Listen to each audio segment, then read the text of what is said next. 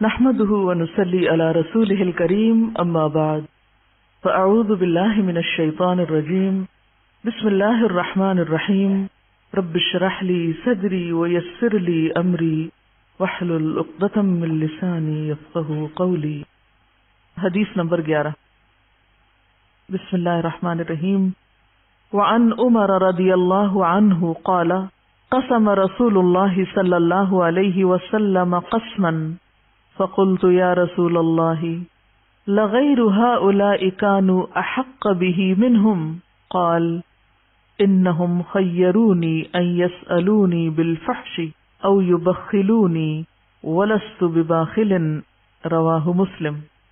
وعن عمر اور عمر رضی اللہ تعالی عنہ سے روایت ہے قال کہا قسم تقسیم کیا رسول اللہ صلی اللہ علیہ وسلم رسول صلی اللہ علیہ وسلم نے قسمن تقسیم کرنا یعنی کچھ مال، قسمن سے مراد یعنی مال کا کچھ حصہ. فقلت تو میں نے کہا یا رسول اللہ اے اللہ کے رسول لا غیرو البتہ غیر دوسرے ہاؤلائی ان لوگوں کے یعنی ان کے مقابلے میں دوسرے اور لوگ کانو تھے احق زیادہ حقدار بھی اس کے یعنی اس مال کے جو ان لوگوں کو دیا گیا ہے دوسرے ان سے زیادہ اس کے حقدار تھے، یعنی یہ ان کی بجائے اوروں کو ملنا چاہیے تھا. منہم ان سے، قالا فرمایا انہم بے شک انہوں نے، خیرونی اختیار دیا مجھ کو، ان یسألونی کہ وہ سوال کریں مجھ سے، بالفحش سختی کے ساتھ، او یا یبخلونی وہ بخیل قرار دیں مجھ کو، ولستو حالانکہ نہیں ہوں میں، بباخل بخل کرنے والا. رواہ مسلم اسے مسلم نے روایت کیا ہے. حضرت عمر رضی اللہ عنہ سے روایت ہے کہ رسول اللہ صلی اللہ علیہ وسلم نے کچھ مال تقسیم فرمایا تو میں نے کہا یا رسول اللہ صلی اللہ علیہ وسلم ان کے مقابلے میں دوسرے لوگ زیادہ حقدار تھے. آپ نے فرمایا انہوں نے میرے بارے میں دو باتوں میں سے ایک نہ ایک اختیار کر کے مجھے مجبور کر دیا کہ یا تو یہ مجھ سے سختی سے سوال کرتے بس مجھے ان کو دینا پڑتا، یا یہ مجھے بخیل قرار دیتے حالانکہ میں بخل کرنے والا نہیں ہوں. کیا معنی ہے اس کا؟ معنی یہ ہے کہ ایک موقع پہ آپ صلی اللہ علیہ وسلم کچھ مال کچھ چیز تقسیم کر رہے تھے تو آپ نے کچھ لوگوں کو چھوڑ کر کچھ اور کو دے دیا وہ مال. اور آپ جانتے ہیں کہ حضرت عمر رضی اللہ تعالی عنہ عام طور پر ایسے مواقع پر ضرور کچھ نہ کچھ مشورہ دیتے ہیں، اپنی رائے کا اظہار کرتے ہیں، بظاہر اختلاف کرتے نظر آتے ہیں. تو یہ دراصل دین کی وسعت اور خوبصورتی ہے کہ کوئی بڑے سے بڑا بھی کوئی کام کر رہا ہو اور آپ کے ذہن میں اس سے بہتر کوئی صورت نظر آ رہی ہو تو مشورہ دینے سے گریز نہیں کرنا چاہیے. اس سے کسی بڑے کی کوئی بے عزتی نہیں ہوتی بلکہ اسی کام کو کرنے کا ایک دوسرا رخ سمجھ آ جاتا ہے، نظر آ جاتا ہے. یہ بعض اوقات اپنے دل میں اگر کوئی خلش ہے تو اس کا ازالہ بھی کر لینا چاہیے. حضرت عمر رضی اللہ تعالی عنہ نے جو بہتر سمجھا وہ آپ سے سوال کر لیا یا اپنا مشورہ دیا. کہنے لگے یا رسول اللہ اے اللہ کے رسول صلی اللہ علیہ وسلم لغیر ہؤلاء کانوا احق بہ منہم آپ جن کو دے رہے ہیں ان کے مقابلے میں وہ جو دوسرے ہیں فلاں اور فلاں ان کو یہ ملنا چاہیے تھا، وہ زیادہ حقدار ہیں، ان کو کیوں دے رہے ہیں، ان کو دیں، یعنی مراد یہ تھی. تو اس پر آپ صلی اللہ علیہ وسلم نے ان کم حقداروں کو دینے کی وجہ بیان فرمائی کہ ان کو کیوں دیا جا رہا ہے.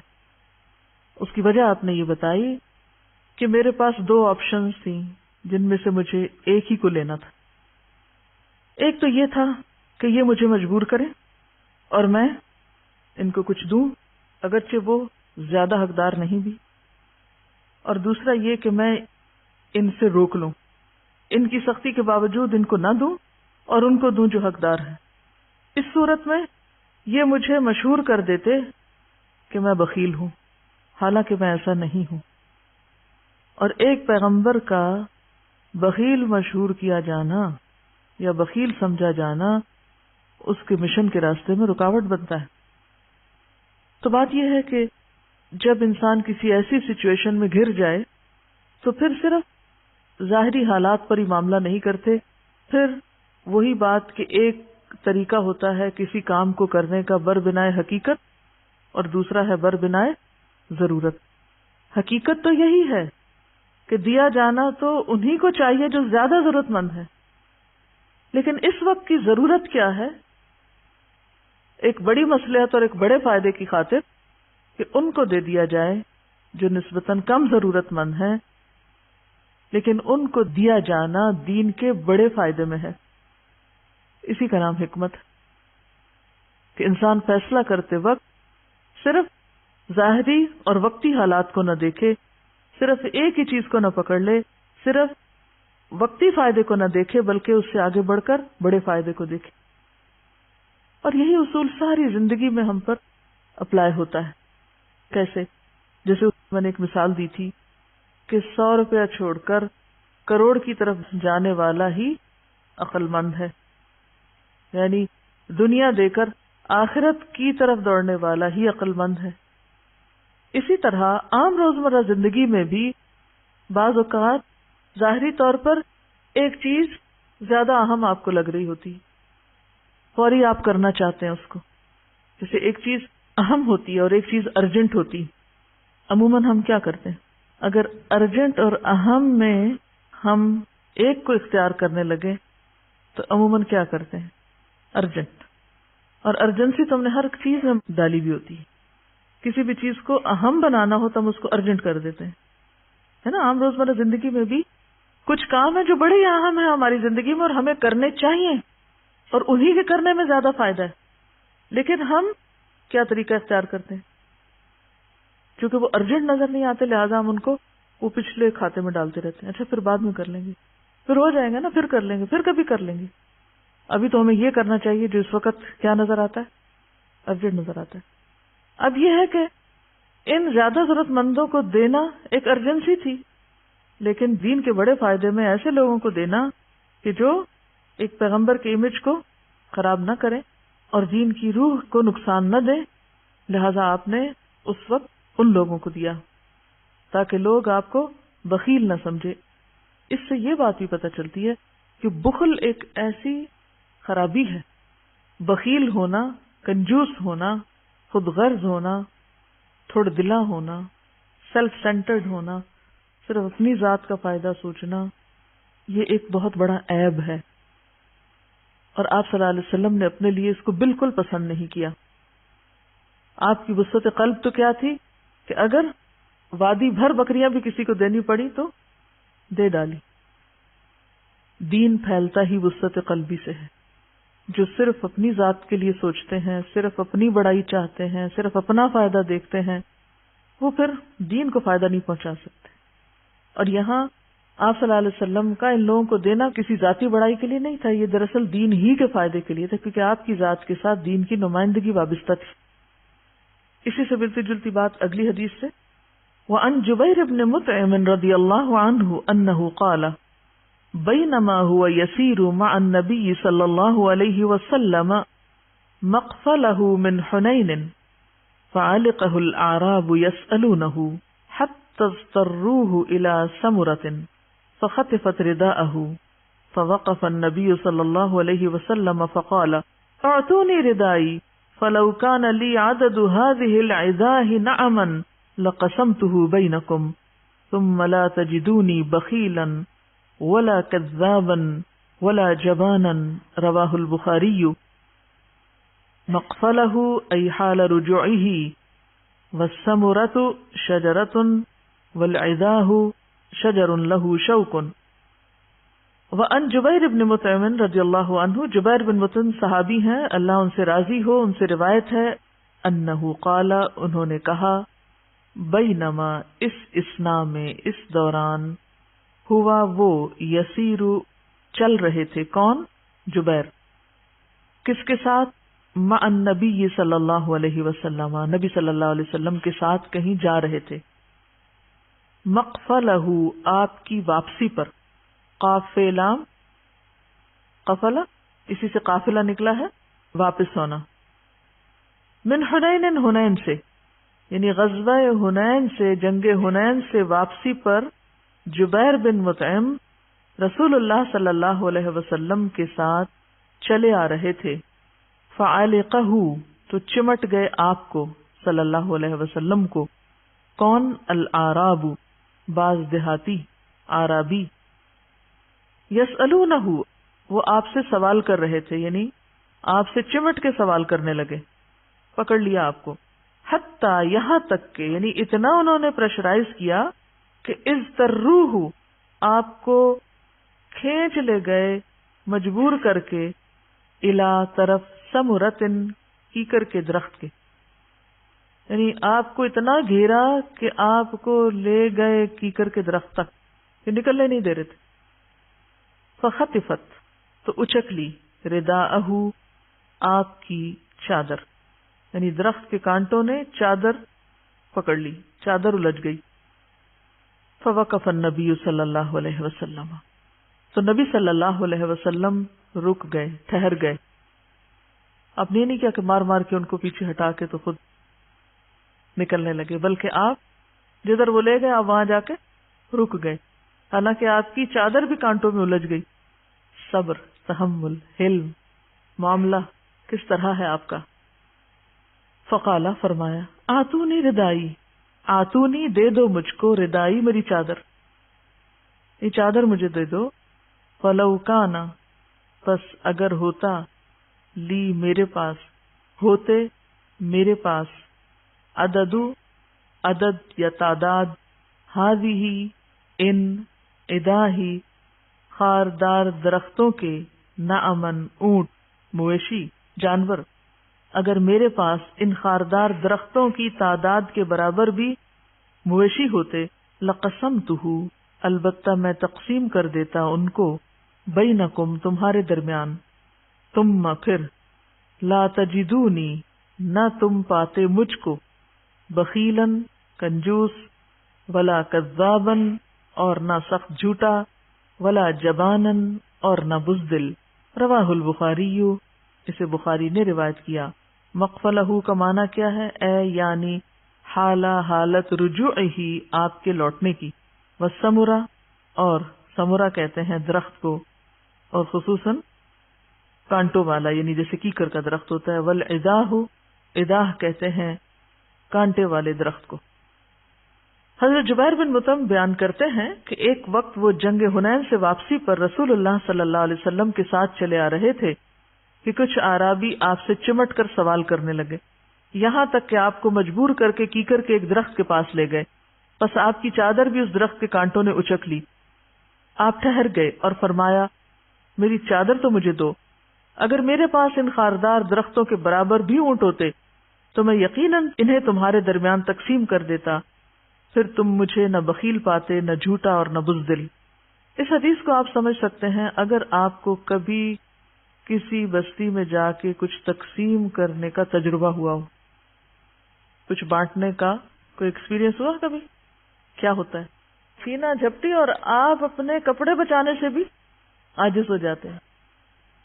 اب ناسمجھ لوگ ہوتے ہیں، ایک غربت ہے، دوسرے جہالت بھی ہے، ساتھ شعور تو ہے نہیں، تو بجائے اس کے کہ آنے والے کی عزت کریں، احترام کریں، ان کو یعنی جس سے لے رہے ہیں اس کی کچھ خوشامد کریں، الٹا اس پر حملہ آور ہو جاتے ہیں۔ تو ایسی صورت میں آپ صلی اللہ علیہ وسلم کے ساتھ بھی کچھ ایسا ہی واقعہ پیش آیا۔ جنگ حنین سے واپس آ رہے تھے، یہ فتح مکہ کے بعد ہوئی تھی نا جنگ، تو لوگ چمٹ گئے اور آپ کو بس گھیرا ڈال لیا اور کانٹوں والے درخت کے ساتھ جا الجھایا کہ آپ کی چادر بھی اس میں اٹک گئی اور بہت مشکل میں ڈال دیا۔ آپ نے اپنی چادر مانگی لیکن کوئی آپ نے ریئیکشن نہیں شو کیا۔ ہمارے ساتھ اگر کوئی فقیر، کوئی ضرورت مند ایسا معاملہ کرے تو ہم کیا کریں گے؟ کوئی آپ کی گاڑی آ کے کھٹکھٹایا جائے، کیا کریں گے آپ؟ کیسے ڈانٹیں گے؟ کیسے جھڑکیں گے؟ پھر ہم کیا عذر اور کیا جواز پیش کرتے ہیں؟ یہ تو پروفیشنلز ہیں، اور یہ تو عادی ہیں اور معلوم نہیں کیا کیا، اپنی غلطی نہیں مانیں گے، انہیں کو پھر برا بھلا کہیں گے۔ اب کیا ہے کہ آپ نے ان کو نہ زبان سے کچھ برا کہا، نہ ہی کوئی شکایت شکوہ کیا، بلکہ کیا فرمایا، بھئی چادر تو دے دو، میری چادر مجھے دے دو۔ اور پھر کیا فرمایا کہ دیکھو میں تمہیں وہی دے سکتا ہوں نا جو میرے پاس ہے، اگر میرے پاس اتنے اونٹ ہوتے جتنے یہ درخت ہیں، یعنی جتنے یہ جنگل کے درخت ہیں، اگر اتنے بھی ہوتے تو میں سب تمہیں دے جاتا اور تم مجھے بخیل نہ پاتے۔ یعنی آپ کو بخل سے اس درجہ نفرت تھی کہ آپ بخیل کہلائے جانے کی بجائے کیا پسند کرتے تھے کہ جو کچھ ہے سب دے ڈالیں، ولا کذابن، اور نہ جھوٹا، کیونکہ مومن جھوٹا نہیں ہوتا کبھی۔ اور آپ یہ سب کچھ محض اوپر اوپر سے نہیں کہہ رہے تھے، آپ کرنے والے تھے، ولا جبانن، اور نہ بزدل۔ تو یہ ایک وجیح شخص یا ایک مومن کی صفات بیان ہو رہی ہیں کہ وہ سخی بھی ہوتا ہے اور سچا بھی ہوتا ہے اور بزدل نہیں ہوتا۔ سچا صرف وہ ہو سکتا ہے جو ڈرپوک نہ ہو، ڈرپوک لوگ اور بزدل لوگ سچے نہیں ہو سکتے۔ عموماً جھوٹ بولنے کی وجہ کیا ہوتی ہے؟ لوگوں کا ڈر، لوگوں کے ڈر سے ہم سچ نہیں بولتے، کیونکہ ہمیں پتا ہوتا ہے اگر سچ بولا تو پھنس جائیں گے، پکڑے جائیں گے۔ آپ نے حب المساکین کی بات پڑھی اور دعا پڑھی کہ اللہ مجھے مساکین کی محبت دے، تو اس کا عملی نمونہ رسول اللہ صلی اللہ علیہ وسلم کی زندگی میں ہے کہ کس طرح آپ نے ان سے حسن اخلاق کا معاملہ کیا۔ یہی ہمارے لیے طریقہ ہے۔ آپ دیکھیں کہ آپ کے اندر کوئی انا نہ تھی، کوئی اپنی ذاتی بڑائی کا شوق جذبہ نہ تھا۔ ہم عموماً ایسے موقعوں پر لوگوں کی کیوں ڈانٹ ڈپٹ شروع کر دیتے ہیں، کیوں جھڑک پھٹک شروع کر دیتے ہیں، کیوں ان کو برا بھلا کہتے ہیں، کیا سوچ کے کہ انہوں نے ہماری شان میں گستاخی کی ہے۔ اللہ کے نبی ہیں، پیغمبر ہیں، اتنے بلند مرتبہ ہیں، اور لوگ ان کے ساتھ کیا سلوک کر رہے ہیں، کیسے معاملہ کر رہے ہیں، لیکن آپ کسی ایسے معاملے کا کوئی شکوہ نہیں کرتے۔ ہمارے ساتھ اگر کوئی ایسا کرے تو ہم کتنے دن تک اس کا تذکرہ فرماتے ہیں، سالوں یاد رکھتے ہیں کہ وہ فلاں بستی میں گئی تھی اور انہوں نے تو میرا حال یہ کر دیا، اور وہ دے بھی آتے ہیں اور بیٹھ کے ان کی برائیاں کر کے عمل بھی ساتھ ہی ضائع کر دیتے ہیں۔ بھئی وہ ایسا کرتے تو ہم نے ان کے لیے کیا کیا، اور اگر کچھ نہیں کیا تو کم از کم ان کے رویے پہ پھر صبر ہی کر رہے ہیں۔ تو یہ جو تھا نا ہر چھوٹی بڑی مصیبت پہ تبصرہ کرنا اور باتیں بناتے چلے جانا، یہ بھی ناسمجھی کی علامت ہوتی ہے۔ ہر چھوٹی بڑی پریشانی کا تذکرہ کرتے رہنا، فلاں نے میرے ساتھ یہ کر دیا، فلاں نے یوں کیا، فلاں ایسا کرنے والا ہے، فلاں یہ کر دے گا۔ کیا یہ غیبت نہیں سمجھتے ہم؟ کیا سوچ کے ہم دوسروں کی برائیاں دوسروں کے سامنے کرتے ہیں؟ کیا سوچ کے؟ دوسروں کی ہمدردی لینے کے لیے، اور اپنے ساتھ ظلم ڈھا رہے ہوتے ہیں اپنی نیکیاں برباد کر کے۔ تو جو یہ نہ جانے کہ چپ کہاں رہنا ہے اور بولنا کہاں ہے، وہی نہ سمجھ۔ جہاں ہمیں چپ رہنا چاہیے وہاں ہم بولتے ہیں، اور جہاں ہمیں بولنے کو کہا جائے وہاں ہم چپ ہو جاتے ہیں۔ یہ باشعور ہونے کی علامت نہیں۔ آپ دیکھیں کہ عام طور پر ہم صدقہ خیرات کیوں کرتے ہیں؟ نیک نامی کے لیے، کہ ہم سخی مشہور ہوں، ہمیں ثواب ملے، ہماری بلائیں دور ہوں، یہی مقاصد ہوتے ہیں نا صدقہ کرنے کے۔ چلیے یہ درست ہے یا نہیں جو بھی ہے، لیکن آپ صلی اللہ علیہ وسلم جو کچھ خرچ کر رہے ہیں وہ کس کی بہتری اور بلندی کے لیے؟ پھر دین کی بلندی کے لیے۔ عام طور پہ جب ہم کسی کو دیتے ہیں تو ہم چاہتے ہیں ہمارا نام پتہ چل جائے، ہم ہیں کرنے والے، ہاں؟ لیکن جن کو دین کی بلندی مقصود ہوتی ہے ان کو اس کا کوئی شوق نہیں ہوتا کہ ان کا نام پتہ چلے کسی، کیونکہ انہیں یقین ہوتا ہے کہ ہمارا رب دیکھ رہا ہے اور وہ پوری جزا دینے پہ قادر۔ اور اگر دین کی سر بلندی ہوگی تو ہماری بھی عزت۔ ٹیم جیسے مثلا فٹ بال کی ٹیم ہے، جب کوئی ایک شخص اس میں سے گول کرتا ہے تو کس کو فائدہ پہنچتا ہے؟ ساری جیتتی ہے نا۔ اور اگر ایک شخص وہ نہیں کرتا تو سب ہارتے ہیں۔ تو یہی ٹیم ورک ہوتا ہے کہ جب ہم ایک سب کے فائدے کے لیے کریں گے تو اس کا فائدہ ہمیں بھی پہنچے گا، اور اگر ہم صرف اپنے فائدے کے لیے کریں گے تو ہمیں بھی نہیں پہنچے گا اور سب کو بھی نہیں پہنچے گا۔ حدیث نمبر 13، وعن ابی ہریرہ رضی اللہ عنہ ان رسول اللہ صلی اللہ علیہ وسلم قال ما نقصت صدقة من مال وما زاد اللہ عبدا بعفو الا عزا وما توادع احد للہ الا رفعہ اللہ عز وجل، رواہ مسلم۔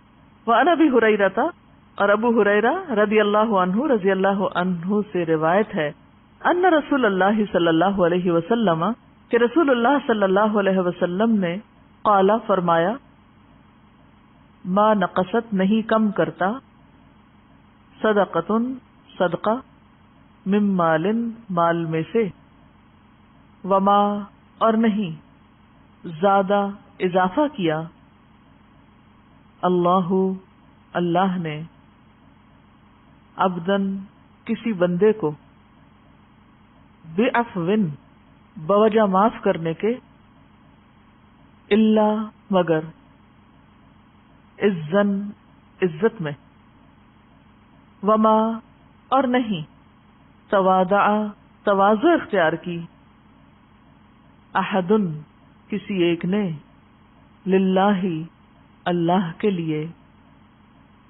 الا مگر، رفعہ اللہ بلند کیا اس کو اللہ نے، عز وجل عز وجل نے، عزت و جلال والے نے، رواہ مسلم اسے مسلم نے روایت کیا ہے۔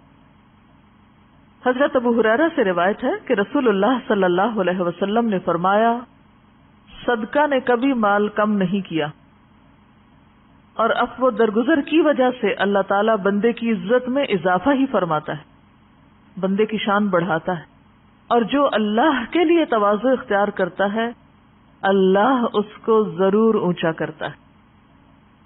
یہاں 3 ایسی چیزوں کا ذکر کیا گیا ہے جن کے بارے میں عموماً ہم دھوکہ کھا جاتے ہیں، غلط فہمی کا شکار رہتے ہیں۔ پہلی چیز، ہم سمجھتے ہیں کہ اگر ہم کسی کو کچھ دے دیں گے تو ہمارے مال میں کمی ہو جائے گی، لیکن ایسا نہیں ہوتا۔ کیوں؟ اس لیے کہ نمبر 1، اللہ کا یہ وعدہ ہے کہ وما انفقتم من شیء فہو یخلفہ، جو چیز تم خرچ کرو گے، جو بھی تم دو گے، اللہ اس کے پیچھے اور لے آئے گا۔ ایک فائدہ۔ دوسرا فائدہ، جو شخص اللہ کی خاطر 1 روپیہ بھی خرچ کرتا ہے، اللہ اس کا کم از کم 10 گنا اجر دیتا ہے۔ من جاء بالحسنۃ فلہ 10 امثالھا، جو ایک نیکی لایا اللہ نے اس کو کیا دیا؟ 10 گنا بڑھا کے دیا۔ اب آپ دیکھیں، آپ لکھیں 10 کا فگر، 10 لکھیں، 10 میں سے آپ نے 1 خرچ کیا، اللہ تعالیٰ فرماتے ہیں وہ واپس مل جائے گا۔ 1 نکلنے والا واپس آ گیا، جو 1 مائنس ہوا تھا وہ پلس ہو گیا، کتنے ہو گئے؟ 10۔ پھر اس کے بعد دوبارہ دیکھیں، وہ جو 1 آپ نے دیا تھا وہ صرف 1 نہیں 10 بن کے واپس آیا، 10 گنا اجر کم از کم منیمم۔ تو آپ نے 1 خرچ کر کے کل کتنے بنا لیے؟ کم از کم 20۔ کیسے؟ 1 تو آپ نے جو دیا نا، کیونکہ ایک آیت میں کیا آتا ہے، اگر ایک چیز نکالو گے اگلی نکلی پیچھے سے اور آگے، تو بالکل ایسے جیسے وہ پمپ مشین ہوتی ہے نا، یہ پانی کا پمپ ہوتا ہے، تو وہ عموماً جب آپ پانی استعمال کرنے لگتے وہ پیچھے سے چلنے لگتی، پھر دوبارہ وہ اس کو اتنا ہی بھر دیتی جتنا وہ پہلے تھی، اس کا لیول کم نہیں ہوتا، ڈراپ نہیں ہوتا۔ ٹھیک ہے، یہ اللہ کا وعدہ ہے۔ 10 میں سے 1 نکالو گے، جو ہی 1 نکلے گا وہ نیچے کو آئے گا، اللہ تعالیٰ اوپر سے 1 اور ڈال دے گا، وہ 10 کے 10 پھر ہو جائیں گے۔ مزید فائدہ کیا، وہ جو 1 آپ نے 10 دیا تھا وہ 1 بھی لوٹا، اور 1 جو ہے اس کے مزید 10 بھی آپ کو ملے، تو 10 20 بن گئے۔ یہ منیمم ہے، اور میکسیمم تو اللہ جتنا چاہے بڑھا دے۔ کم کہاں سے ہوا کم؟ یہ صرف دھوکہ ہے جو سمجھتا ہے کہ دینے سے کم ہوتا، دینے سے کم نہیں ہوتا۔ ہاں، یہ الگ بات ہے کہ جس اللہ کی خاطر غائبانہ طور پر آپ دیتے ہیں وہ بھی غائبانہ طور پر آپ کو لوٹاتا ہے. وہ بعض اوقات سامنے سے نہیں. کیسے ہو سکتا ہے وہ چیز ویسے ہی آپ کو مل جائے, یعنی مال کے بدلے مال ہی مل جائے, ادھر آپ نے دیا ادھر آپ کو مل گیا. دوسرا طریقہ کیا, آپ کا مال خرچ ہونے والا تھا کسی حادثے پر, کسی بیماری پر, اللہ نے اس کو سیو کر دیا. کیونکہ صدقے سے کیا ہوتا ہے, آفتیں اور بلائیں ٹلتی. وہ جو آپ کا نکلنا تھا وہاں, وہ آپ نے جب اپنے ہاتھ سے دیا تو اللہ نے باقی کو بچا دیا, ورنہ سارا ہی جاتا. حادثاتی موت سے بچاتا ہے, یعنی اچانک موت سے صدقہ بچاتا ہے. تو آپ کی بلاؤں کو ٹالنے کا ذریعہ, آپ کی زندگی میں برکت کا ذریعہ, آپ کے مال میں اضافے کا ذریعہ. لہذا دینے سے کمی کہاں ہوئی. پھر اسی طرح آخرت میں بھی بے پناہ اجر ہے, یعنی دنیا میں تو ملے گا ہی, آخرت میں بھی ملے گا. تو وہ شخص جو روک کے رکھتا ہے اس کے لیے اللہ تعالیٰ فرشتہ مقرر کرتا ہے جو بد دعائیں کرتا ہے, اللہم آتی ممسکن تلفن, اللہ روکنے والے کا ضائع کر دے, وآتی منفقن خلفن, اور دینے والے کو اور دے. دعائیں ہوتی ہیں فرشتے کی جو صرف اسی کام پہ مقرر ہوتا ہے. تو لہٰذا اس خوف کو اپنے اندر سے نکال دیں کہ کسی کو کچھ دینے سے آپ کو کچھ کمی آئے گی. نمبر 2, وما زاد اللہ عبدا بعفو الا عزا, عفو درگزر کی وجہ سے اللہ بندے کی عزت میں اضافہ فرماتا ہے. عام طور پر ہم سمجھتے ہیں جب کوئی قصور کر دے نا ہمارا تو ہم معاف نہیں کرنا چاہتے. ہم کہتے ہیں پھر یہ عادت ہو جائے گی اس کو, پھر یہ سر چڑھ جائے گا, اس میں میری بےزتی, اکڑ کے رہنا چاہتے ہیں. لیکن اللہ تعالیٰ کیا فرماتے ہیں کہ نہیں, عزت اس طرح نہیں بنتی. عزت کس سے بنتی ہے, جب تم دوسرے کے قصور کو معاف کر دیتے. دوسرے سے اکڑ کے رہنے میں عزت نہیں, دوسرے کو معاف کرنے میں عزت ہے. اور پھر ہم سمجھتے ہیں کہ ہم سرکش ہوں گے, متکبر ہوں گے, خود کو بڑا ثابت کریں گے تو ہم بڑے ہوں گے. اللہ تعالیٰ فرماتے ہیں نہیں, میں نے تو بڑائی کو کس میں رکھ دیا, تواضع میں رکھ دیا. وما تواضع احد للہ الا رفعہ اللہ عز وجل, اور جو اللہ کے لیے تواضع اختیار کرتا ہے اللہ اس کو ضرور اونچا کرتا ہے. تواضع کیا ہوتا ہے, اپنے آپ کو جھکا دینا, خود کو چھوٹا سمجھنا, خود کو بڑا نہ سمجھنا, چھوٹا سمجھنا. کیسے, اگر کوئی آپ کے ساتھ گستاخی کر جاتا ہے, کوئی آپ کی بے عزتی کر جاتا ہے, کوئی آپ کے ساتھ زیادتی کر جاتا ہے, کوئی آپ کے ساتھ کڑوی بات کر جاتا ہے, تو تواضع یہاں کیا تقاضا کرتا ہے, کیا کریں, درگزر کر دیں, معاف کر دیں, ٹالریٹ کر جائیں, اعراض برتیں. اچھا کوئی بات نہیں, پھر کیا ہوا, پھر بھی اس کی طرف جھکیں, تو اس سے کیا ہوگا, اللہ تعالیٰ بلندی عطا فرمائے گا. بلندی جھکنے میں, جھکانے میں نہیں, جھکنے میں. ہم عموماً دوسروں کو جھکانے کی فکر میں لگے رہتے ہیں.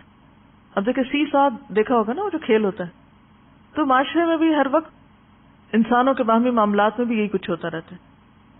ایک جھکتا ہے تو دوسرا اٹھ رہا ہے نا. جب آپ نے دوسرے کو اوپر کیا تو اب وہ ٹرن دے گا, کسی وقت وہ نیچے ہو جائے گا اور آپ اٹھ جائیں گے. لیکن اگر آپ نے دوسرے کو نہ عزت دی, نہ معاف کیا, نہیں بڑا سمجھا, تو وہ بھی آپ کو ٹرن نہیں دے گا کسی وقت اٹھنے کی.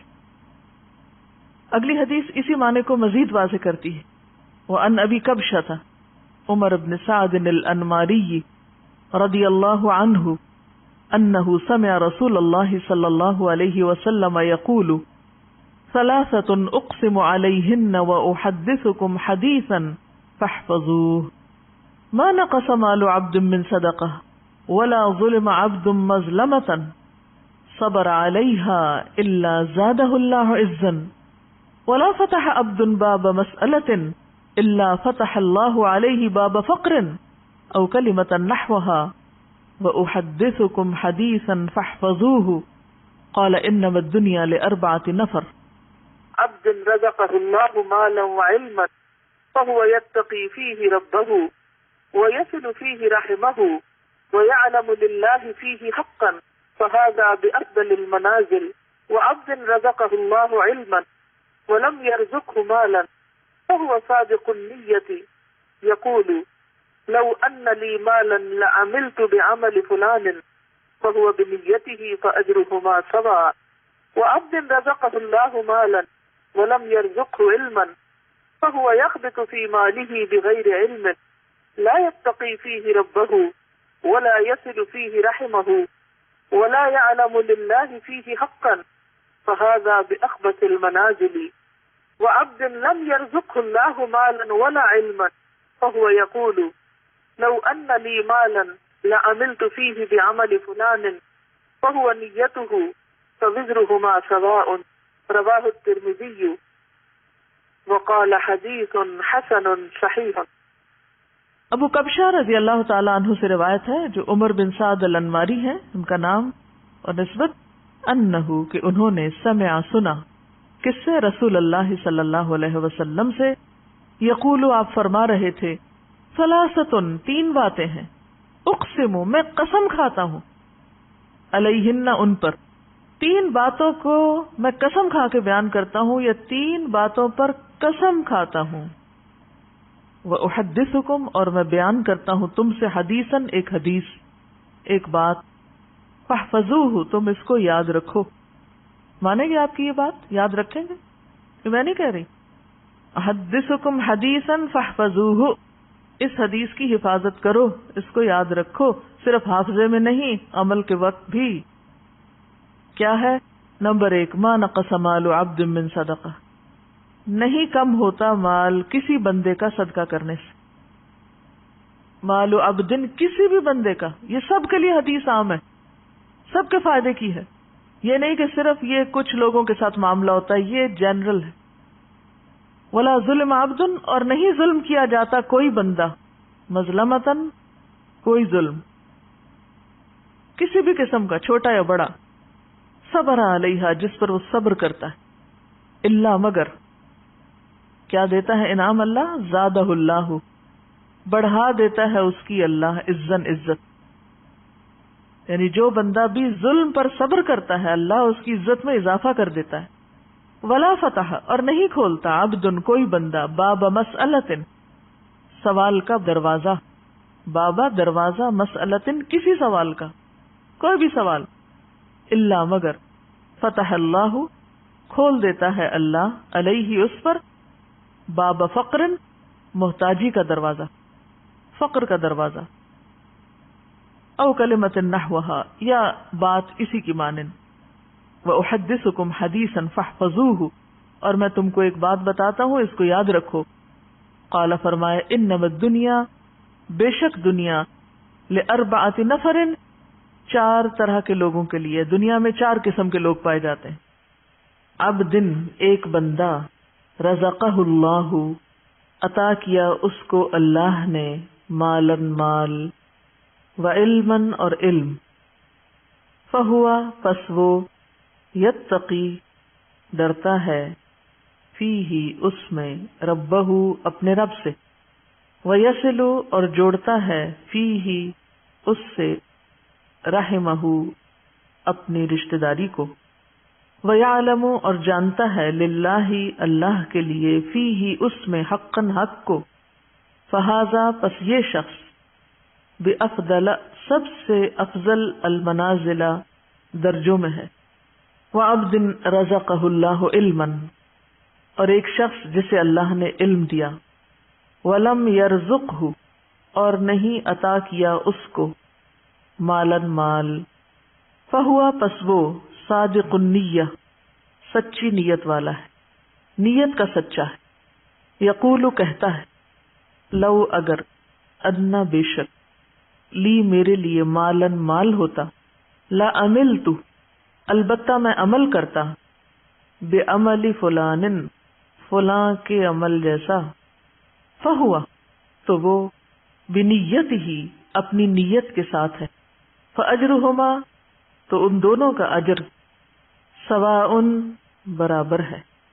وعبد اور ایک بندہ، رزقہ اللہ مالن اللہ نے اس کو مال دیا، ولم یرزقہ علما اور نہیں دیا اس کو علم، فہوا تو وہ، یخبط اندھا دھن طریقہ اختیار کرتا ہے، فی مالہ اپنے مال میں. یخبط کہتے ہیں بے انتظامی کے ساتھ کوئی کام کرنا، جس کو عام زبان میں آپ کہتے ہیں ہیپ ہیزرڈ، بے معنی، بے ترتیب، بے مناسبت سے باتیں کرنا. یعنی کوئی سیکوینس نہیں بات میں، کوئی طریقہ نہیں، کوئی لاجک نہیں، کوئی سمجھ نہیں، بس بے وقوفوں کی طرح بولتا چلا جاتا ہے، تو وہ بات میں خبتی ہے. اردو میں لفظ استعمال ہوتا ہے نا خبتی، تو خبتی کہتے ہیں بے وقوف کو، یعنی اپنے مال کے بارے میں بے وقوفی سے کام لیتا ہے، نہ سمجھی سے خرچ کرتا ہے. بغیر علم، علم کے بغیر، لا یتقی، نہیں ڈرتا، فیہ، اس میں، ربہ، اپنے رب سے، ولا یصل، اور نہیں جوڑتا، فیہ، اس میں، یعنی اس مال کے ذریعے، رحمہ، اپنے رشتوں کو، ولا یعلم، اور نہیں جانتا، للہ، اللہ کے لیے، فیہ، اس میں، حقاً، کوئی حق. فہذا، تو یہ شخص، باخبث المنازل، سب سے خبیث درجوں میں ہے، بدترین مقام پر ہوگا. وعبد، اور ایک بندہ، لم یرزقہ اللہ مالا، نہیں عطا کیا اس کو اللہ نے مال، ولا علما، اور نہ علم. فہو یقول، تو وہ کہتا ہے، لو ان لی مالا، اگر میرے پاس مال ہوتا، لعملت، البتہ میں بھی عمل کرتا، فیہ، اس میں، بعمل فلان، فلاں کے عمل جیسا، فہو نیتہ، تو وہ اس کی نیت ہے، فوزرہما، تو ان دونوں کا گناہ یا بوجھ، سواء، برابر ہے. اور فلاں سے مراد یہاں تیسرے درجے کا آدمی ہے جو اپنا مال بے انتظامی سے اندھا دھند خرچ کر رہا ہے، بس اس کی نیت یہ ہے تو ان دونوں کا گناہ برابر ہے، بوجھ برابر ہے. رواہ الترمذی، اسے ترمذی نے روایت کیا، اور امام ترمذی کا کہنا یہ ہے کہ حدیث حسن ہے اور صحیح ہے، یعنی ایک چین سے یہ حسن کے درجے پر آتی ہے اور دوسرے نیریٹرز کے تھرو یہ صحیح کے درجے پر آ جاتی ہے، تو گویا حدیث صحیح ہے، آپ یہ کہہ سکتے ہیں. رواں ترجمہ سنیے. حضرت ابو کبشہ عمرو بن سعد الانماری رضی اللہ تعالی عنہ سے روایت ہے کہ انہوں نے رسول اللہ صلی اللہ علیہ وسلم کو فرماتے ہوئے سنا کہ میں 3 باتوں پر قسم کھاتا ہوں، اور ایک بات تمہیں بتاتا ہوں، اسے یاد رکھو کہ کسی بندے کا مال صدقہ کرنے سے کم نہیں ہوتا، اور جس پر ظلم کیا جائے وہ اس پہ صبر کرے تو اللہ تعالیٰ ضرور اس کی عزت میں اضافہ فرماتا ہے، اور جو شخص مانگنے کا دروازہ کھولتا ہے تو اللہ تعالیٰ اس پر فقر اور محتاجی کا دروازہ کھول دیتا ہے. اور ایک بات میں تمہیں بتاتا ہوں، پس اسے یاد رکھو. دنیا میں 4 قسم کے لوگ ہیں. ایک وہ بندہ جسے اللہ نے مال اور علم عطا کیا، پھر وہ ان کے بارے میں اللہ سے ڈرتا ہے اور رشتہ داروں سے حسن سلوک کرتا ہے، اور ان میں جو اللہ کا حق ہے اسے پہچانتا ہے، اور یہ شخص جنت کے سب سے افضل درجوں میں ہوگا، بہت اونچا. اور وہ بندہ جسے اللہ نے علم تو دیا مگر مال نہیں دیا، بس وہ سچی نیت رکھتا ہے اور کہتا ہے اگر میرے پاس مال ہوتا تو یقیناً میں بھی فلاں آدمی کی طرح عمل کرتا. اور فلاں سے مراد اس کی اوپر والی کیٹیگری ہے کہ جس شخص کو اللہ نے مال اور علم دونوں دیے، بس اس کی نیت یہ ہے تو اس کا اور پہلے شخص کا اجر برابر ہے، وہ بھی درجوں کے اعتبار سے قیامت کے دن بلند ترین درجوں میں ہوگا. اور وہ بندہ جسے اللہ نے مال دیا اور علم نہیں دیا، بس وہ بغیر علم کے اندھا دھند طریقے سے خرچ کرتا ہے، اس کے بارے میں نہ اپنے رب سے ڈرتا ہے، نہ رشتہ داروں کے حقوق ادا کرتا ہے، اور نہ اللہ کا کوئی حق اس میں پہچانتا ہے، نہ اللہ کا حق دیتا نہ بندوں کا، تو یہ سب سے بدترین منزلت پر ہے. اور وہ بندہ نہیں عطا کیا اس کو اللہ نے مال اور نہ علم، تو وہ کہتا ہے اگر میرے پاس مال ہوتا تو یقیناً میں بھی فلاں آدمی کی طرح عمل کرتا. اور فلاں سے مراد اس کی اوپر والی کیٹیگری ہے جو اپنا مال بے انتظامی سے اندھا دھند خرچ کر رہا ہے، بس اس کی نیت یہ ہے تو ان دونوں کا بوجھ برابر ہے. اب آپ یہاں دیکھیے کہ آپ صلی اللہ علیہ وسلم نے ساری دنیا کے لوگوں کو 4 حصوں میں بانٹ دیا. ایک وہ جس کے پاس مال بھی ہے اور علم بھی ہے، اور جس کو اللہ یہ 2 نعمتیں دے دے اس کی خوش قسمتی کا تو کیا ٹھکانا. وہ کیا کرتا ہے، مال کو اپنے علم کے ساتھ ایسی ایسی جگہوں پہ خرچ کرتا ہے جہاں سے وہ بہترین فائدے اٹھاتا ہے، یعنی درجہ یا اس کا اجر اور ثواب بہترین پاتا ہے. یہ بالکل ایسے ہی ہے کہ جیسے آپ دیکھیں ایک بالکل ان پڑھ تاجر ہوتا ہے جو نہ مارکیٹ کو جانتا ہے، نہ تجارت کے اصول قاعدے جانتا ہے، نہ اسے کوئی پتہ ہے، اور وہ تجارت کرنے کھڑا ہو جاتا ہے، تو وہ مال کہاں لگائے گا؟ گواہ بیٹھے گا، لاس کر لے گا۔ اور ایک وہ ہے جو پڑھا لکھا تاجر ہے، تجارت سے پہلے اس نے ایک ڈگری کی، یا ڈگری نہیں بھی کی تو ایک تجربہ حاصل کیا، اور وہ مارکیٹ کو بھی جانتا ہے، حالات بھی جانتا ہے بہتر طور پر، اب وہ باقی سب سے آگے نکلتا چلا جائے گا، یعنی اس کا جو پروفٹ ریٹ ہے یا اس کا جو نفع کا جو مقام ہے وہ تو بہت آگے، وہ تو تھوڑے ہی عرصے میں بہت کچھ کما جائے گا، کیونکہ اس کو پتا ہے کہ مال کو کہاں لگانا ہے اور کیسے لگانا ہے۔ اس کے برعکس ناسمجھ شخص کچھ بھی نہیں کر سکے گا، مال ضائع کر دے گا۔ جیسے دنیا میں علم والے مال کو بہتر طور پر استعمال کرنا جانتے ہیں، اسی طرح دین کے علم کے ساتھ بھی انسان اپنے مال کی یا منی مینجمنٹ جو ہے اس کی بہترین حسن تدبیر کرتا ہے اور بہترین جگہوں پر خرچ کرتا ہے۔ مثلا بظاہر عام لوگوں کو وہ ایک چھوٹا سا کام نظر آتا ہے، یہ چھوٹی سی نیکی نظر آتی ہے، لیکن اس کے نزدیک وہ بہت بڑی نیکی ہوتی ہے اور وہ سوچ سمجھ کے خرچ کرتا ہے۔ ایسا شخص بعض اوقات چھوٹی چھوٹی نیکیوں سے بھی بہت بڑے درجے پاتا ہے، ذرے سے بھی وہ اجر عظیمہ کماتا ہے، اپنی اچھی نیت کی وجہ سے، اپنے اچھے طریقے کی وجہ سے، سمجھداری کی وجہ سے۔ تو نتیجہ کیا ہوگا؟ قیامت کے دن وہ اعلیٰ ترین مقام پر ہوگا۔ ایک دوسرا شخص ہے، اس کے پاس مال کوئی نہیں لیکن علم ہے، اس علم کی بنا پر وہ یہ سوچ رکھتا ہے کہ اگر کبھی میرے پاس بھی مال آیا تو میں بھی فلاں کی طرح، اس کو آئیڈیالائز کر رہا ہے، فلاں کی طرح نیکی کے کام کروں گا، اور یہ اس کی سچی نیت ہے۔ تو نیت کہتے ہیں پکے ارادے کو، نیت خوش خیالی کو نہیں کہتے، یا کسی خوش فہمی کا نام نیت نہیں ہوتا۔ ہم عام طور پر نیت کس کو قرار دیتے ہیں؟ بس ایک خیال آ جانا، وہ بڑی اچھی نیت ہے، اور تھوڑی دیر کے لیے خوش ہو جانا اپنی نیت سے۔ نہیں، نیت محض خیال نہیں، نیت کیا ہے؟ پکا ارادہ، سچا عزم۔ دنیا ادھر کی ادھر ہو جائے اور وہ شخص نہ بدلے، اس کی نیت نہ پھرے، اس کے ارادے نہ بدلیں، حالات کچھ بھی ہو اس کے ارادے نہ بدلیں۔ ہمارا عام طور پہ کیا حال ہوتا ہے؟ جب ہم اللہ سے راضی ہوتے ہیں تو اللہ کی راہ میں بہت کچھ خرچ کرنا چاہتے ہیں، نیکی بھی بڑی کرنا چاہتے ہیں، جب اللہ سے ناراض ہوتے ہیں پھر کیا کرتے ہیں؟ کسی بندے سے ہم راضی ہوتے ہیں تو اس پہ خوب لٹاتے ہیں، اور جب اگر اس بندے سے ناراض ہو جائے تو پھر ہم اس کو کیا دیتے ہیں؟ پھر اس کو آگ کر دیتے ہیں۔ ایسا ہی ہے نا؟ تو یہ سچی نیت ہے، پکا ارادہ نیکی کرنے کا نہیں۔ پکے ارادے والا کون ہوتا ہے؟ جو کسی کی تعریف، تنقید، حالات کے اچھے یا برے ہونے سے کوئی اثر قبول نہ کرے، جو اس نے نیکی کا ارادہ کیا تھا، ٹھانا تھا، وہ اس پہ جمع رہے، کہ میں کسی کی باتوں میں آ کر اپنا کام چھوڑ دوں، کسی کے بہلانے سے، کسی اور دنیا کے حقیر فائدے کی خاطر میں اپنے مشن کو قربان کر دوں۔ نہیں، وہ احمق و بیوقوف شخص نہیں ہے کہ ایک ہوا کے جھونکے سے ادھر کو اڑ جائے اور دوسرا آئے تو ادھر اڑ جائے۔ وہ جم کے رہتا ہے اپنے مشن میں، اپنی سوچ میں، اپنے نیکی کا جو ارادہ اس نے کیا اس کو کوئی چیز متزلزل نہیں کرتی۔ ہمارا حال دیکھیں نا، ہم کئی دفعہ مال خرچ کرنے کا سوچتے ہیں، پھر تھوڑی دیر بعد شیطان آ جاتا ہے اور وہ کیا کرتا ہے؟ نیت خراب کر دیتا۔ ہوتا ہے نا ایسے کہ نہیں ہوتا کبھی آپ کے ساتھ؟ یہ سچی نیت کوئی نہیں ہوتی۔ سچی نیت تو وہ ہوتی ہے کہ بس آپ نے کر لی اور اب دنیا ادھر کی ادھر ہو جائے اور آپ نے کرنا ہی کرنا ہے۔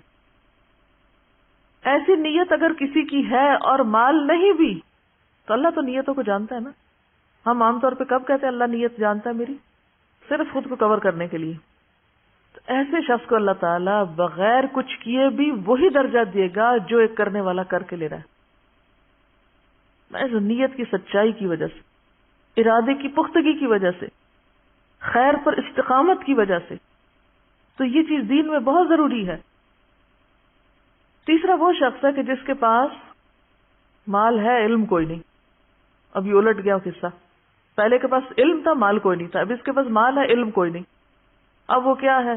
بس جدھر اس کی خواہش نفس کہتی ہے، جدھر لوگ کہتے ہیں، جدھر اور لوگ جو کچھ کر رہے ہیں وہ بھی اندھا دھند وہی مال خرچ کرنا شروع کر دیتا ہے، دکھاوے میں، ریاکاری میں اور دنیاوی شہرت کے لیے۔ اب ظاہر پوچھ ہوگی، آپ کو پتا ہے کہ ابن آدم کے قدم ٹلیں گے نہیں قیامت کے دن جب تک کہ وہ 5 باتوں کے جواب نہ دیتے، اور اس میں سے ایک سوال کیا ہوگا؟ مال کہاں سے کمایا اور کہاں خرچ کیا؟ یہ پوچھا جائے گا۔ ایسا نہیں ہے کہ بس آپ چھوڑ دیے جائیں کہ بھیا اللہ میرا مال تھا میری مرضی، یہ بات نہیں ہے. مال اللہ کی دی ہوئی ایک امانت ہے آپ کے پاس، اس کو اللہ کی مرضی کے مطابق ہی خرچ کرنا ہے. یہ نہیں کہ اگر آپ کو مال مل گیا تو اختیار بھی مل گیا.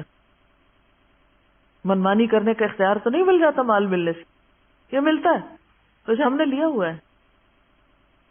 ہم اپنے مال کو خرچ کرتے وقت کیا ذہن میں رکھ کے خرچ کرتے ہیں؟ میرا مال میری مرضی، کیا مرضی کرو. کوئی سمجھائے بھی تو ہم کیا کہتے ہیں؟ جہاں جی چاہے اڑاؤں، تم کون ہوتے مجھے کچھ کہنے والے؟ میرے پیسے ہیں نا، جو چاہوں کروں. اور وہ اس کی نیت کیا ہے؟ کوئی اس کی نیت نہیں. خاص طور پر جو حدیث کے الفاظ ہیں نا قابل غور ہے. لا يصل فيه رحمه ولا يعلم لله فيه حقا. نہ رشتہ داروں کو دیتا ہے اور نہ اللہ کا حق پہچانتا ہے، نہ فی سبیل اللہ خرچ کرتا ہے. یہ مالدار شخص قیامت کے دن سب سے بدترین جگہ پر ہوگا کہ جس کو اللہ نے دنیا میں مال تو دیا لیکن اس کے پاس کوئی سمجھ نہیں ہے کہ اس نے اس کے ساتھ کرنا کیا ہے. اور چوتھا وہ ہے بدقسمت کہ جس کے پاس ہے بھی کچھ نہیں ہاتھ میں لیکن آئیڈیالائز اس کو کرتا ہے. اس تیسرے شخص کو کہ جو غلط جگہوں پہ مال خرچ کر رہا ہے. عام طور پر ہم لوگ کس کی پیروی کرنا چاہتے ہیں؟ اس شخص کی جس کے پاس مال ہے اور وہ نیکی کے راستے میں خرچ کرتا ہے، یا اس کی جس کے پاس مال ہے اور وہ دکھاووں کے لیے خرچ کرتا ہے؟ انڈیا کا کوئی امیر ترین شخص ہے، وہ کہتا ہے کہ میں کھانا تو 2 وقت کا کھاؤں گا، لیکن اگر کوئی شخص اعلیٰ تعلیم حاصل کرنے کے لیے وظیفہ چاہے تو اپنے مال میں سے اس پہ خرچ کروں گا. تو یہ کیسی مثال ہے نا کہ اس کے پاس ہے بہت کچھ لیکن وہ صرف ذاتی عیاشی میں نہیں اڑا رہا، وہ اعلیٰ مقاصد میں خرچ کر رہا ہے. اور لوگوں کے لیے ایک مثال یہ بھی، اور ایک وہ شخص ہے کہ جس کے پاس ہے اور وہ محض خواہشات کی تکمیل میں اور ذاتی خوشی میں خرچ کر رہا ہے. تو نتیجہ کیا ہے؟ باقی لوگ بھی اس کو آئیڈیالائز کر رہے ہیں اور وہی کچھ کریں. آج آپ دیکھیں کہ ہمارے معاشرے میں جس طرح نمود و نمائش ہو گئی ہے یا اس کے مظاہر جو نظر آتے ہیں، اس کے پیچھے کیا چیز ہے؟ فضول خرچی کے پیچھے کیا نفسیات ہوتی؟ دکھاوا اور نمود و نمائش کے پیچھے کیا ذاتی بڑائی کا جذبہ کہ لوگ مجھے بڑا مان لیں. تو قیامت کے دن ایسا شخص کہاں ہوگا؟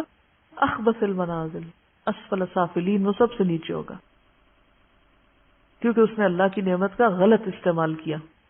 تو ہم سب کے لیے کیا ضروری ہے کہ ہم اپنے اپنے طریقوں کا جائزہ لیں. کوئی پیسہ خرچ کرنے سے پہلے ذرا رک جائیں اور سوچیں کہاں دے رہے ہیں، کس کو دے رہے ہیں، کیوں دے رہے ہیں، کیا مقصد ہے، کیا نیت ہے، کیا ارادہ ہے. اور اگر مقاصد چھوٹے چھوٹے ہیں، صرف دنیا سامنے ہے، تو چھوٹا دل ہے اور چھوٹی جزا ہے. اور اگر دل بڑا ہے، مقاصد بڑے ہیں، تو ذات سے بھی کاٹ لیں گے، اپنے آرام سے بھی کاٹ لیں گے اور بڑی جگہ پر انویسٹ کریں گے. صرف زبان کے ذائقے پر ہی خرچ کرتے چلے جانا، صرف دل کے سکون میں لباس پر ہی خرچ کرتے چلے جانا، صرف اپنی ذات ہی کو یا اپنے ہی آرام کو دیکھتے چلے جانا اور دین کے اور اعلیٰ ترین مقاصد کو بھول جانا، تو دنیا میں بھی مسلمانوں کو کس سے دوچار کر رہا ہے. اب دیکھیے، ہم نے بہت اس پر پہلے بھی بات کی تھی کہ ترقی یافتہ قومیں، آپ کو پتا 40% تک ٹیکس ہوتا ہے ان کا، 40 بعضوں کا 60% بھی ٹیکس ہوتا ہے. کہ آپ نے 100 روپے کمایا، 60 روپے دے دیجئے گورنمنٹ کو، وہ آپ کے لیے سڑکیں بنائے، اسپتال بنائے، ریسرچ سینٹر قائم کرے تاکہ قوم ترقی کرے. ہمارا کیا حال ہوتا ہے کہ ہم جتنا بھی کمائیں وہ سارے کا سارا پلٹ کر اپنی جیب میں ڈالیں. گھر ہمارا محل ہو، سڑک اور گلی چاہے ہماری ٹوٹی پھوٹی ہو. اسی وجہ سے ہم اس حال میں ہیں کہ ہم بڑے مقاصد میں خرچ نہیں کر سکتے، اپنی ذات کے لیے اور اپنے ہی لیے، اور پھر اپنے اوپر خرچ کرنے کے لیے ایسے ایسے طریقے اختیار کرتے ہیں کہ جس سے اجتماعی فائدہ پیچھے چلا جاتا ہے. اب دیکھیے کہ ایک قطرہ جب دریا میں ملتا ہے تو کیا ہو جاتا ہے؟ وہ کیا کہلاتا ہے؟ دریا کہلاتا ہے. اور جب وہ صرف قطرہ رہتا ہے تو وہ اپنی انفرادیت بھی کھو دیتا ہے، اپنی آئیڈینٹی بھی ختم کر دیتا ہے. اگر ہم صرف اپنی ذات کو نمایاں کرتے رہے تو ختم ہو کے رہ جائیں گے. اور اگر ہم نے یہ سب کچھ اچھے مقاصد کے لیے اپنے آپ کو بھی اور اپنے مال اور اپنے اوقات کو بھی لگایا تو پھر اعلیٰ ترین منازل پا سکتے ہیں. یہاں جو بات یاد رکھنے کی ہے، بظاہر تو حدیث بالکل واضح ہے، مطلب صاف ہے، سمجھ میں آنے والا ہے، لیکن عملی طور پہ کیا کرنا ہے؟ ہر شخص اپنے اوپر کچھ نہ کچھ صدقہ لازم کرے، کچھ نہ کچھ کسی کو ضرور دیں، چھوٹا ہو یا بڑا، اور دے کے تجربہ کریں کہ یہ بات کس قدر سچی ہے. آپ دیں، کمی نہیں ہوگی، اس سے زیادہ آئے گا. نمبر 2، سوچیں کس نے آپ پر کوئی ظلم یا زیادتی کی. نہیں یاد آ رہا تو ذرا غور سے یہ ذرا ذہن پہ زور ڈالیں. میرا نہیں خیال زور ڈالنے کی ضرورت، ایسی باتیں تو ہمیں ہر وقت یاد رہتی ہیں. کس نے میرے ساتھ کیا زیادتی کی ہوئی، سوچیں کس نے میرے ساتھ کیا ظلم کیا اور میں نے اب تک اس کو معاف نہیں کیا. ان سب کو آج معاف کر دیں اور اپنے دل سے ان ظلم و زیادتی کے باتوں کو نکال کے دروازہ بند کر دیں، صاف کر دیں، صفائی کر دیں دل کی. معاف کرنے کا سب سے بڑا فائدہ صرف انسان کو خود ہوتا ہے. اپنا دل اطمینان میں آ جائے گا، اچھا کوئی بات نہیں، وہ بھی انسان ہے نا، پتہ نہیں اس کی کیا کیا مجبوریاں، اس کو کیا کیا کمی ہے، اس پہ کیا ظلم و زیادتی زندگی میں ہوئی، اس کو کیا کیا محرومی ہوئی، اس کو معلوم نہیں کیسا ماحول ملا، تو اس کو معاف کر دیں. اس کا کہاں سے پتا چلے گا کہ آپ نے معاف کیا؟ آج کے بعد ان باتوں کو زبان پہ نہیں لانا، چھیڑنا نہیں، ذکر نہیں کرنا. ورنہ ہوتا کیا، جب کوئی آپ کو مزید پھر دوبارہ زیادتی کرتا ہے تو آپ جس چیز کو معاف کر چکے تھے اس کو بھی ساتھ جمع کر لیتے ہیں. اگلی زیادتی تو اگلی ہے، پچھلی بھی ساری لے آتے ہیں واپس. کڑوی باتیں نہیں دہرانی، منہ کڑوا ہو جاتا ہے. صبر، برداشت، پی جائیں. یہ صرف آپ کی سوچ کی بات ہے. آپ سوچیں کہ میں نے کر دی اور آپ دیکھیں کہ اللہ آپ کی مدد کرے گا اور ہو جائے گا. کیونکہ میں نے بارہا اس کا تجربہ کیا ہے، بارہا، اور اتنا فائدہ ہوا ہے. میں تو یہ کہتی اللہ میرے حافظے سے بھی نکال دے، میرے پاس وقت نہیں ہے ان باتوں کو یاد کرنے کا. اور جو زیادتی کرے اس کے ساتھ احسان، وہ بے رخی کرے، آپ اس کے پاس چلے جائیں. ہے مشکل، لیکن نبی صلی اللہ علیہ وسلم نے قسم کھا کے یہ بات فرمائی ہے. اگر آپ کو واقعی آپ کی قسم پر اعتبار ہے، آپ یہ سوچئے مجھے اپنے پیغمبر کی قسم کا اعتبار ہے، اللہ میری عزت میں ضرور اضافہ کرے گا اگر میں دوسرے کو معاف کر دوں گا. اور یہاں صرف معاف نہیں کرنے کی بات بلکہ صبر علیہا، کیونکہ جب تک صبر نہ ہو، برداشت نہ ہو، معاف نہیں ہو سکتا. معاف کرنے کے لیے اسے پینا پڑتا ہے، جیسے دوائی کا کڑوا گھونٹ پیا جاتا ہے. اور اگر آپ یہ نہیں کر سکتے نا، پھر اپنی معافی کی بھی توقع کم کر دیں. آپ اگر دوسروں کو نہیں معاف کر سکتے تو مت پھر امید رکھیں کہ آپ کو معاف کیا جائے. اگر آپ واقعی چاہتے ہیں کہ اللہ آپ کی عزت میں اضافہ کرے، کیونکہ سارے کام تو آپ اپنی عزت ہی بڑھانے کے لیے کر رہے ہوتے ہیں لیکن الٹے کر رہے ہوتے ہیں، تو جو نسخہ نبی صلی اللہ علیہ وسلم نے بتایا ہے اس کو عمل کر کے ایک دفعہ دیکھیں. ہے حوصلے کی بات لیکن کر سکتے ہیں، ایسا نہیں کہ کیا نہیں جا سکتا. اگر آپ اپنی جان کے دشمنوں کو معاف کر سکتے ہیں، حمزہ کے قاتل وحشی کو معاف کر سکتے ہیں، ابو سفیان کی بیوی کو معاف کر سکتے ہیں، ہند کو معاف کر سکتے ہیں، کوئی بدلہ نہیں لیتے، کوئی انتقام نہیں لیتے، کوئی جرمانہ نہیں لیتے، تو وہی لوگ تو پھر آگے جا کے دین کی خدمت اور دین کی عزت کا ذریعہ بنتے ہیں. یہ عمل کا وقت ہے. اور تیسری چیز، لوگوں سے توقع ہٹا دیں، لوگوں کے سامنے ہاتھ نہ پھیلائیں، لوگوں کا بھروسہ چھوڑ کے اللہ پہ بھروسہ کریں، اللہ کی طرف توجہ کریں. کیونکہ جب انسان لوگوں کے سامنے ہاتھ پھیلانے لگتا ہے، لوگوں پہ توقع رکھنے لگتا ہے، تو نتیجہ کیا نکلتا ہے؟ صرف مایوسی ہوتی، صرف حسرتیں ہی جنم لیتی، لوگوں سے استغنا برتے. کسی شخص کے بارے میں اگر آپ کا علم یقین کی حد تک بھی ہو نا کہ یہ شخص میرے لیے برا سوچتا ہے، آپ اچھا سلوک شروع کر دیں. آپ کا حسن اخلاق اس کا ذہن آپ کے بارے میں ضرور بدلے گا. لیکن اگر آپ دوسری طرح معاملہ کرتے رہیں، دو چار تانے دے کے، دو چار پچھلی باتیں یاد کرا کے، شکوے شکایتیں کر کے، سوال پیدا نہیں ہوتا کہ خود بھی راحت پائیں اور دوسرے بھی آپ سے پائیں اور آپ ان انعامات کو پا سکیں جو اللہ نے صرف ان قربانی کرنے والوں کے ہی لیے لکھے. پہلے حدیث میں مال کا صدقہ ہے، دوسری حدیث میں عزت کا صدقہ ہے، نفس کا صدقہ ہے. مال کا صدقہ پھر آسان ہے، عزت کا صدقہ مشکل ہے. لیکن جو جھکے گا وہی بلند ہو سکے گا، اکڑنے والا کبھی بلند نہیں ہو سکتا. انک لن تخرق الارض ولن تبلغ الجبال طولا. سبحانک اللہم وبحمدک نشہد ان لا الہ الا انت نستغفرک ونتوب الیک۔ السلام علیکم ورحمۃ اللہ وبرکاتہ۔